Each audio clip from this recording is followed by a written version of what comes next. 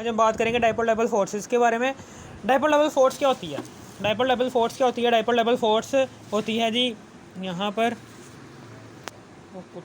Dipole level force जो सी है इसका पार्ट 1 मैंने बना दिया था। अगर आपने वो नहीं देखा तो आपने इसी वीडियो के टाइटल पर क्लिक करना है। इसी वीडियो के टाइटल पर क्लिक करने के बाद इसी वीडियो के डिस्क्रिप्शन में जाना है, इसी वीडियो का पार्ट 1 भी देख लेना। ये पार्ट 2 है।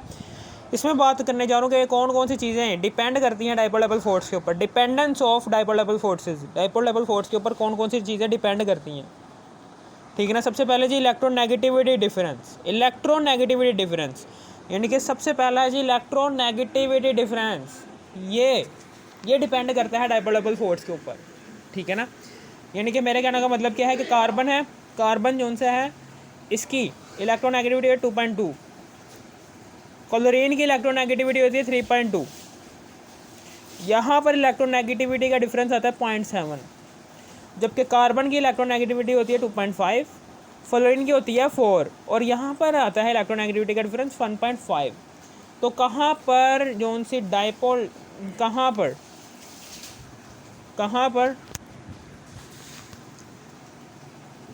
पर इलेक्ट्रोनेगेटिविटी स्ट्रॉन्ग, इलेक्ट्रोनेगेटिविटी डिफरेंस ज़्यादा आ रहा है। यहाँ पर इलेक्ट्रोनेगेटिविटी डिफरेंस ज़्यादा आ रहा है ना, तो इसका मतलब क्या है कि ये सी बॉन्ड यहाँ पर पार्शल नेगेटिव चार्ज और पार्शल पॉजिटिव चार्ज। इसी तरह दूसरे मॉलिक्यूल होगा कार्बन फ्लोराइड का, यहाँ पर पार्शल पॉजिटिव चार्ज आएगा, यहाँ पर पार्शल नेगेटिव चार्ज आएगा। एक यहाँ पर चूँकि इलेक्ट्रोनेगेटिविटी डिफरेंस ज़्यादा आ रहा है कार्बन और फ्लोरीन के दरमियान, इलेक्ट्रोनेगेटिविटी डिफरेंस ज़्यादा आ रहा है, यानी कि मेरे कहने का मतलब क्या है कि फ्लोरीन के ऊपर ज़्यादा नेगेटिव चार्ज है और कार्बन के ऊपर ज़्यादा पॉजिटिव चार्ज है। इनके दरमियान जो फोर्स ऑफ अट्रैक्शन है, डाइपोल लेवल फोर्स होगी, वो भी स्ट्रॉन्ग बनेगी,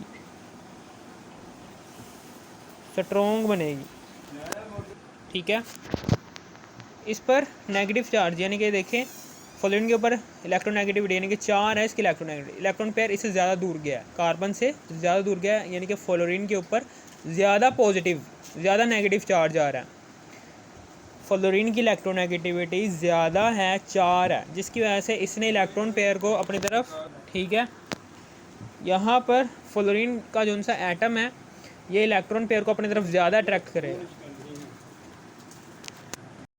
फ्लोरीन के ऊपर नेगेटिव चार्ज ज़्यादा आ रहा है, फ्लोरीन के ऊपर क्या आ रहा है, नेगेटिव चार्ज ज़्यादा आ रहा है, क्योंकि इसने इलेक्ट्रॉन पेयर को अपनी तरफ ज़्यादा अट्रैक्ट किया हुआ है, जिसकी वजह से इसके ऊपर नेगेटिव चार्ज ज़्यादा आ रहा है। फ्लोरीन के ऊपर नेगेटिव चार्ज ज़्यादा आ रहा है क्योंकि इसकी इलेक्ट्रोनेगेटिविटी ज़्यादा है, 4 है, इसलिए इसने इलेक्ट्रॉन पेयर को अपनी तरफ ज़्यादा अट्रैक्ट किया हुआ है, ठीक है ना। इसके ऊपर नेगेटिव चार्ज ज़्यादा आ रहा है, और जबकि कार्बन से इलेक्ट्रॉन पेयर बहुत दूर जा रहा है, जिसकी वजह से इसके ऊपर पॉजिटिव चार्ज भी, पार्शल पॉजिटिव चार्ज भी ज़्यादा आ रहा है। Partial negative charge fluorine atom के ऊपर भी ज़्यादा आ रहा है और partial positive charge carbon atom के ऊपर भी ज़्यादा आ रहा है, ठीक है ना। जिसकी वजह से अब जोन सी एक मॉलिक्यूल कार्बन फ्लोराइड के, एक मॉलिक्यूल जो सा होगा कार्बन फ्लोराइड का, वो दूसरे मॉलिक्यूल जो सा कार्बन फ्लोराइड होगा उसको अपनी तरफ ज़्यादा अट्रैक्ट करेगा, नहीं कि कार्बन फ्लोराइड का जो सा नेगेटिव एंड होगा वो दूसरे मॉलिक्यूल के पॉजिटिव एंड को अपनी तरफ ज़्यादा अट्रैक्ट करेगा। यहाँ पर जो सी फोर्स बनेगी वो स्ट्रोंगर बनेगी, ठीक है, स्ट्रोंगर बनेगी यहाँ पर फोर्स। एक मॉलिक्यूल के नेगेटिव एंड और दूसरे मॉलिक्यूल का पॉजिटिव एंड, आप इसमें एक दूसरे को ज़्यादा अट्रैक्ट करेंगे। यहाँ पर क्या हुआ है, यहाँ पर कार्बन, यहाँ पर क्या हुआ है, यहाँ पर कार्बन से इलेक्ट्रॉन इतना दूर नहीं गया और क्लोरीन के पास इतना करीब नहीं आया इलेक्ट्रॉन पेयर, जबकि यहाँ पर क्या था, यहाँ पर ये हो रहा था कि कार्बन से बहुत दूर चला गया था इलेक्ट्रॉन पेयर और फ्लोरीन से बहुत करीब आ गया था इलेक्ट्रॉन पेयर, जिसकी वजह से इसके ऊपर बहुत ज़्यादा मिकदार में पॉजिटिव चार्ज आ रहा था, इसके ऊपर बहुत ज़्यादा मिकदार में नेगेटिव चार्ज आ रहा था, negative partial incomplete negative charge और इनकम्प्लीट पॉजिटिव चार्ज बहुत ज़्यादा मिकदार में आ रहा है, जिसकी वजह से ये फ्लोरीन का एटम दूसरे मॉलिक्यूल जिसके ऊपर पार्शल पॉजिटिव चार्ज आ रहा है बहुत ज़्यादा मिकदार में, उसको अपनी तरफ, जिसकी वजह से इन दोनों के दरमियान जो सी फोर्स ऑफ अट्रैक्शन बन रही है, डाइपोल फोर्स ऑफ अट्रैक्शन बन रही है, बहुत स्ट्रॉन्ग बन रही है। यहाँ पर जौन सा है इधर इधर कार्बन जौन सा है यहाँ पर करके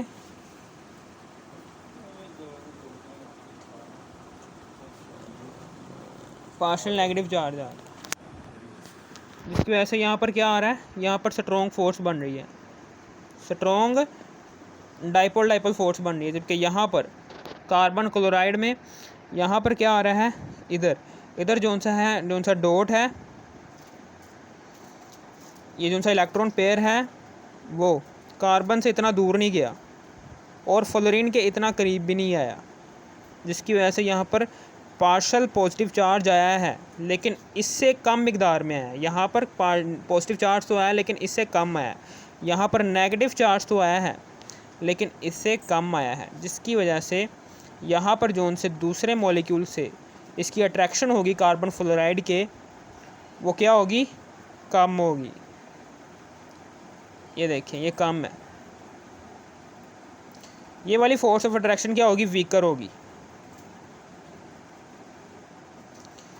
इसकी निस्बत, क्योंकि यहाँ पर कार्बन से इलेक्ट्रॉन पेयर जितना यहाँ से दूर गया था उतना दूर नहीं गया, जिसकी वजह से यहाँ पर पॉजिटिव चार्ज इसके मुकाबले में कम आया।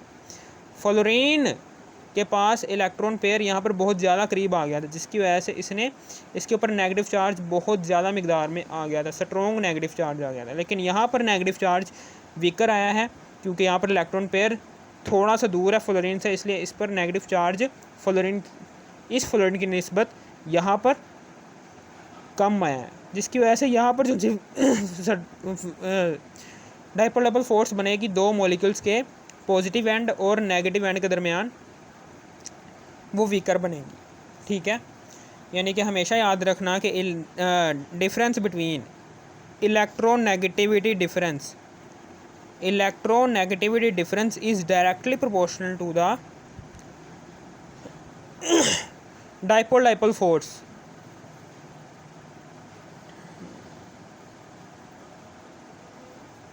ठीक है, ये डायरेक्टली प्रोपोर्शनल साइन, ठीक है ना, समझ आ गई।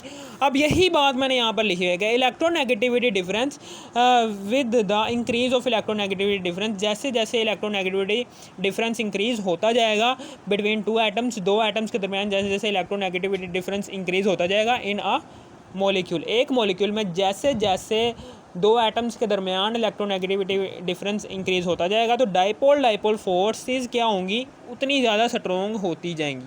मैंने आपको बता भी दिया है कि किस तरह से स्ट्रॉन्ग होती है, ठीक है ना। Distance between two molecules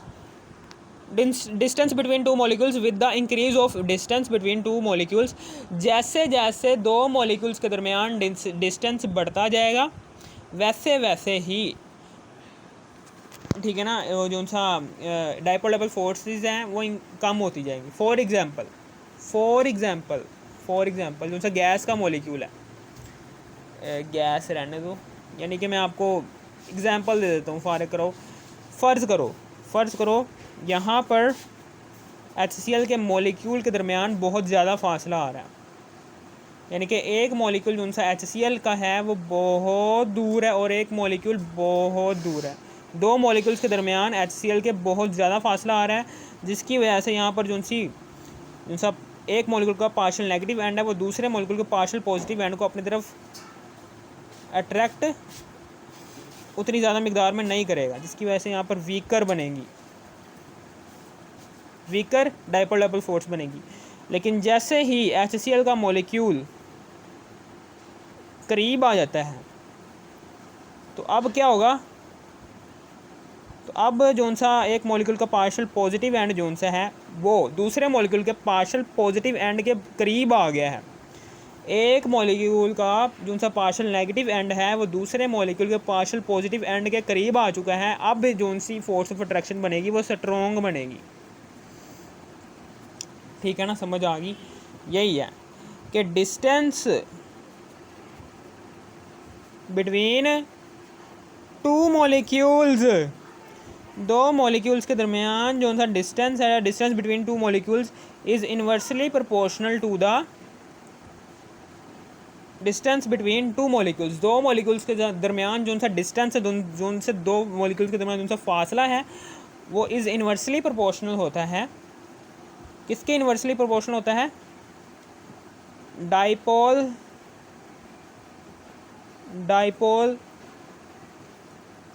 force की, ठीक है ना, इसके इन्वर्सली प्रोपोर्शनल होता है। जितना ज़्यादा डिस्टेंस होगा उतनी मिकदार में डाइपोल डाइपोल फोर्स कम पैदा होगी दो मॉलिक्यूल्स के दरमियान, और जितना ज़्यादा डिस्टेंस करीब होगा दो मॉलिक्यूल्स का, दो मॉलिक्यूल्स आपस में बहुत करीब करीब होंगे, उतनी ज़्यादा मिकदार में डाइपोल डाइपोल फोर्स स्ट्रॉन्ग बनेगी दो मॉलिक्यूल्स के दरमियान, ठीक है ना। वही बात लिखी हुई है, with the distance between two molecules, with the increase of distance between two molecules dipole dipole forces become weaker, ठीक है ना, वही बात है यार। फिर उसके बाद आगे जी, effect of dipole dipole force on physical properties.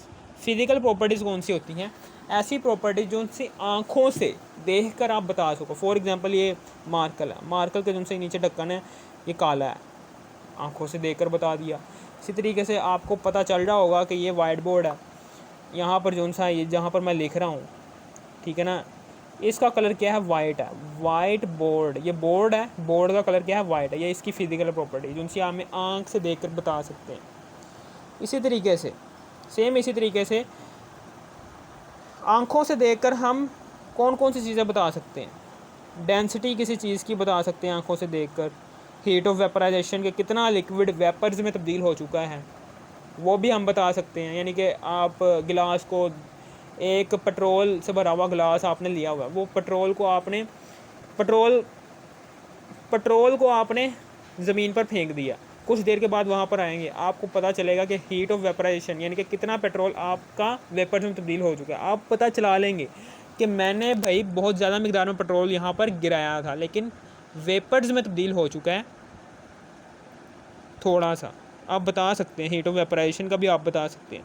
Boiling point यानी कि किसी ही सब्सटेंस का बॉइलिंग पॉइंट यानी कि, और मेल्टिंग पॉइंट आपने पढ़ा होगा कि बर्फ़ है, बर्फ़ को जब आप हीट करते हैं तो वो सॉलिड से लिक्विड में चेंज हो जाती है। ये क्या है? मेल्टिंग पॉइंट, कि वो सॉलिड से लिक्विड में चेंज हो गई है। वो बॉइलिंग पॉइंट क्या होता है कि किसी भी सब्सटेंस का लिक्विड से सीधा वेपर में तब्दील हो जाना, उसे हम कहते हैं बॉइलिंग पॉइंट, ठीक है ना, समझ आ गई।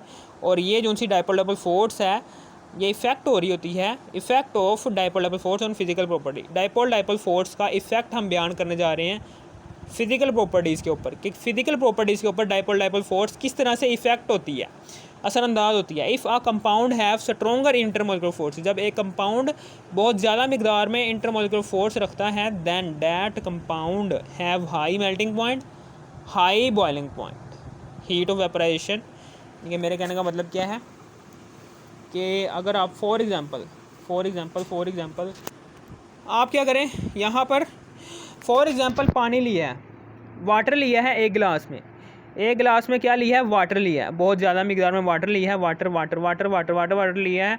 और एक गिलास में बहुत ज़्यादा मिकदार में शहद लिया है, यहाँ पर शहद लिया है, यहाँ पर क्या लिया है? यहाँ पर हनी लिया है, यहाँ पर हनी लिया है, यहाँ पर H2O लिया है, H2O कह रहा हूँ, पेट्रोल लिया, ठीक है ना। तो आपको पता है कि जो सा पेट्रोल है उसके, ठीक है ना, वो जो सा पेट्रोल होता है, इसकी फ़िज़िकल प्रॉपर्टी बयान करने जा रहा हूँ कि पेट्रोल के मॉलिक्यूल्स के दरमियान डिस्टेंस बहुत ज़्यादा मिकदार में, यानी कि पेट्रोल के एक मॉलिक्यूल से दूसरे मॉलिक्यूल के दरमियान जो फासला है ये बहुत ज़्यादा होता है, जिसकी वजह से यहाँ पर डाइपोल डाइपोल फोर्स जो सी बनती है ना, वो वीकर बनती है। जबकि शहद में क्या होता है, यहाँ पर बहुत ज़्यादा स्पेस नहीं होती दो मॉलिक्यूल्स के दरमियान, जिसकी वजह से दो मॉलिक्यूल्स एक दूसरे के करीब करीब होते हैं, और यहाँ पर डाइपोल डाइपोल फोर्स जो सी बनती है वो स्ट्रोंगर बनती है। आप पेट्रोल को थोड़ी देर धूप में रखेंगे ना, ये बीकर को, तो 5 मिनट लगेंगे बस, पेट्रोल पूरा के पूरा वेपर्स में तब्दील हो जाएगा, ठीक है ना। यानी कि इसकी हीट ऑफ वेपराइजेशन, वेपर में तब्दील होने की सलाहियत बहुत ज़्यादा है, जिसकी वजह से आप कह सकते हैं कि इसकी डाइपोल डाइपोल फोर्स क्या है? वीकर है।